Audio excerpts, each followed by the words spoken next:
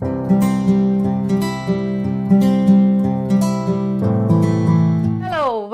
And welcome back to my channel. आज इस video में मैं एक स्टोरी शेयर करने वाली हूँ। उस स्टोरी को सुनिएगा ज़रूर एंड तक, क्योंकि इससे कहीं ना कहीं आपको अपने क्वेश्चंस के आंसर्स भी मिलने लग जाएंगे कि मैनिफेस्टेशन आखिर होता कैसे है।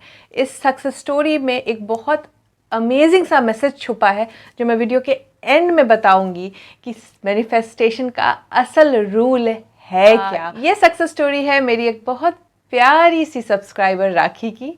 राखी मेरे साथ बहुत शुरुआती दिनों से जुड़ी थी। जब मैंने यूट्यूब 6-7 महीने पहले शुरू किया था तब से जुड़ी हुई है मेरे साथ। और इन्होंने मुझे दीदू के नाम से फेमस कर दिया था, क्योंकि जब मैंने लोगों को मना किया कि मुझे मैम ना बोले तो इन्होंने एक बहुत अच्छी सी तरकीब निकाली कि मैम तो ना बोलूँगी लेकिन दीदू ज़रूर बोलूँगी। तो ज़्यादा समय नहीं लेती हूँ और आप लोगों को सक्सेस स्टोरी सुनाती हूँ। हेलो दीदू, कैसे हो? I love you so much. दीदू, आपने ना मुझे लाइफ को जीना सिखाया है। आपने मुझे लाइफ के हर रिलेशन को, लाइफ के हर पर्सपेक्टिव को, चाहे वो कुछ भी हो, आपने किस नज़रिए से मुझे देखना चाहिए, वो सब कुछ मैंने आपसे सीखी है। आप मुझे आज भी याद है, आपका एक वीडियो था जो कारमा के ऊपर वीडियो था। वो वीडियो मेरी लाइफ का एक टर्निंग पॉइंट था। उस वीडियो ने ना मुझे इतना कुछ सिखाया है। और एक उसके बाद से मैंने छोटी मोटी तो बहुत सारी चीज़ें मैनिफेस्ट की हैं। और अब लगता है ना दीदू, जब आप बोलते हो कि खुश रहो, अब मुझे समझ में आता है कि आप क्यों बोलते हो। क्योंकि जब इंसान खुश रहता है ना तो मैनिफेस्टेशन करने की ज़रूरत नहीं होती है। मैनिफेस्टेशन तो खुद चल कर के सामने से आता है दीदू।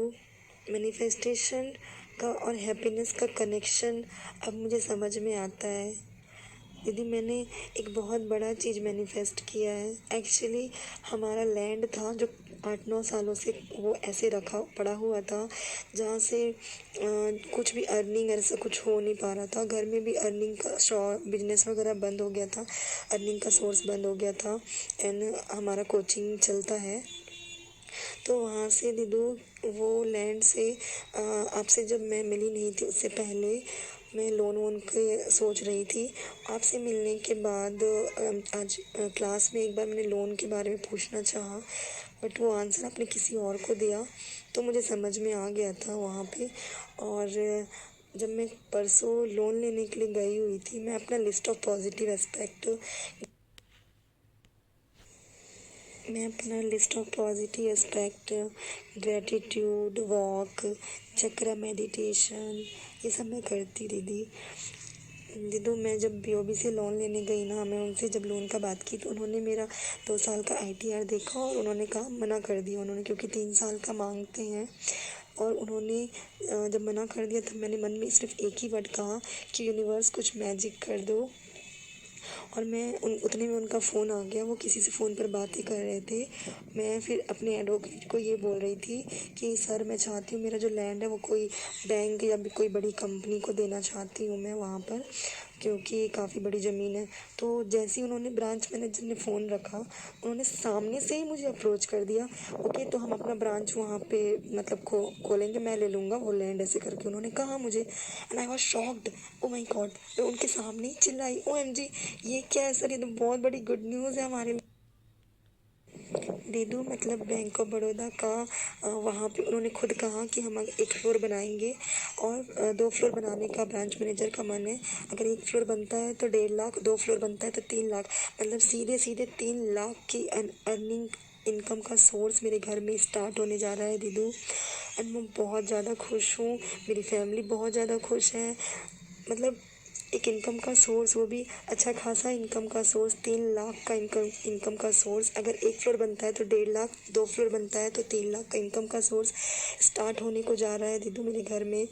एंड उसमें से आधा जो है ईएमआई अभी कटेगा, एंड आधा जो है वो हमारा रेंटल रहेगा।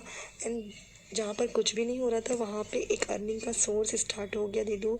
हमारा और मेरी सिस्टर का कोचिंग बस चल रहा था एंड मैं भी खुश हूँ, मैं बहुत ज़्यादा खुश हूँ। मेरे घर में सब बहुत ज़्यादा खुश है दीदू। ये सारी लर्निंग, ये सारी टीचिंग मैंने आपसे सीखी है दीदू।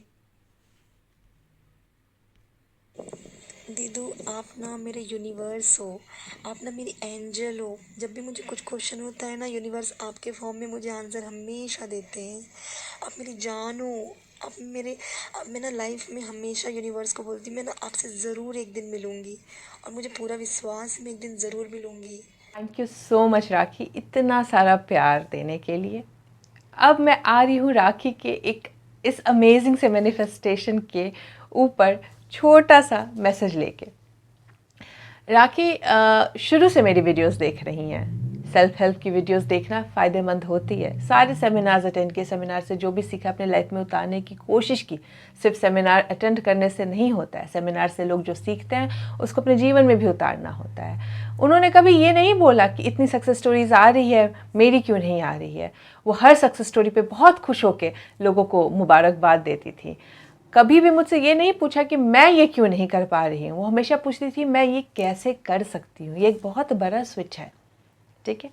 अब देखिए, ये ज़मीन उनके पास बहुत सालों से थी, बट चूंकि अलाइनमेंट में नहीं थी तो उनको ये रास्ता नहीं दिख रहा था। जब अलाइनमेंट में आई, जब खुश रहने लगी, तो मैनिफेस्टेशन कितना एफर्टलेस हो गया। उनको कोई मेहनत नहीं करनी पड़ी। एक छोटा सा इम्पल्स आया, जाके उन्होंने मेरे वेल्थ वेबिनार में सुना था लोन के ऊपर, जो मैंने बताया था लोगों को, उनका वो शायद उनके लिए एक फ्यूल का काम किया। वो उस फ्यूल को लेके गई बैंक मैनेजर के पास, और आज ना सिर्फ उन्हें लोन मिल गया, जबकि बल्कि एक इनकम का ऐसा जरिया शुरू हो गया जो उनको सालों साल पैसा देता रहेगा। इसके लिए कहा जाता है कि कॉन्सेप्ट हर कोई समझ लेता है, बहुत इजी है कॉन्सेप्ट समझना, लेकिन जब तक उस कॉन्सेप्ट को बार बार सुनते रहने से, वो जीवन में उतारने से ही आपके जीवन को बदलाव आता है। मैं आज 5 साल से बार बार इतने सारे सेल्फ हेल्प के लोगों को सुनती हूँ, उनके सेमिनार्स अटेंड करती हूँ, उनकी बुक्स पढ़ती हूँ आज तक, जबकि कॉन्सेप्ट तो मेरा पहले साल में ही क्लियर हो गया था, मैनिफेस्टेशन तो मेरा पहले साल में ही शुरू हो गया था। तो क्या मैंने खुद को रोक लिया? नहीं। मैं आज तक बुक्स को बार बार रिपीट करके पढ़ती हूँ, सेम बुक पढ़ती हूँ, नए बुक्स पढ़ती हूँ, बार बार अब्राहम को सुनती हूँ, बार बार वेन डायर को सुनती हूँ, नए नए लोगों को भी सुनती हूँ, पुराने लोगों को भी सुनती हूँ, ताकि मैं वो बनी रहूँ जो मैं बनना चाहती हूँ। और ये सब सुनने और करने के पीछे ये नहीं कि ये करके मैं कुछ पा लूँगी, ये सब सुनने और करने के पीछे ये है कि मुझे खुद का वो रूप देखना है जो रूप मैं देखना चाहती हूँ। हो सके तो आप लोग भी कोशिश कीजिए, जब भी खाली समय हो सेल्फ हेल्प बुक पढ़िए, सेल्फ हेल्प सेमिनार्स में जाइए, सेल्फ हेल्प की चीज़ों को सीखने की कोशिश कीजिए। क्योंकि जब हम पॉजिटिविटी की राह पे चलते हैं, कॉन्सेप्ट समझ भी ले, बट बार बार जब उस चीज़ को रिपीट करते हैं तो हम वो बन जाते हैं जो हम बनना चाहते हैं। यही है पावर ऑफ रेपिटेशन, जो बॉब प्रॉक्टर और ना जाने कितने लोग एडवोकेट करते हैं ताकि लोग अपनी लाइफ को बदल सके। होपफुली ये वीडियो पसंद आई हो आप लोगों को। अगर पसंद आई है तो लाइक एंड सब्सक्राइब का बटन दबाइए। मिलती हूँ मैं आपसे नेक्स्ट वीडियो में। Take care, good bye.